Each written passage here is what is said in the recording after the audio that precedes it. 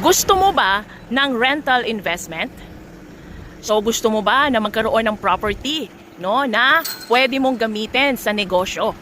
Ay, nandito po tayo sa Tradisor Terraces, no? Along Aguinaldo Highway po ito, in Anabu, Imus, Cavite. Ayan. So ito po yung ating residential condo dito po sa Imus.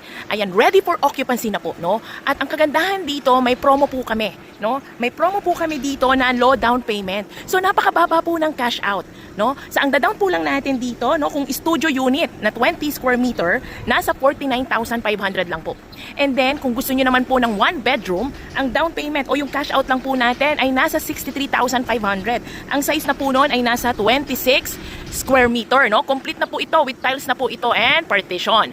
Now, yung 2 bedrooms po namin ay napakamura po, no? Napakababa ng cash out. Nasa 80,000 to 88,000, no? Yung inyo pong cash out. And then, ang ano po nito, ang pay, pwede nyo pa siyang bayaran ng 3 months to pay. No, kompleto rin po yung amenities nito. Meron pong swimming pool, may basketball court, meron pong function area, and then meron po tayong magkakaroon ng mini park. Okay? So, yung para bang community area po. So, ayan yung ating community area. So, ongoing pa lang po yung construction. And may mga, kada building po, meron tayong reception hall or a lounge area. And then, dito naman po sa baba ay may parking. Ayan. So, yung parking po ay binibili po, no? If you want to have your parking area. So, ako po, meron po akong unit dito. And currently po ay pinapaupahan ko. Ayan. True bank financing po ito.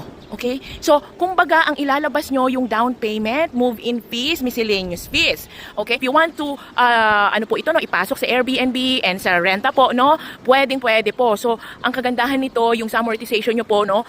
Doon yung nakukunin yung pangbayad ninyo sa rental. Ayan. O doon sa renta po nung kinikita ng Airbnb, no? Ipapasok nyo po siya sa Airbnb. Ayan. So, sa mga negosyante mindset, ayan. Napakababa lang po ng cash out. Kaya guys, since ano po ito, ready for occupancy. Tapos po, in 2 to 3 months po, no? Kami na ho ang magpa-process ito sa bangko. And then, ano po ito, turnover na po tayo once na-approve na po ito ng bangko. Ayan. So guys, invest na!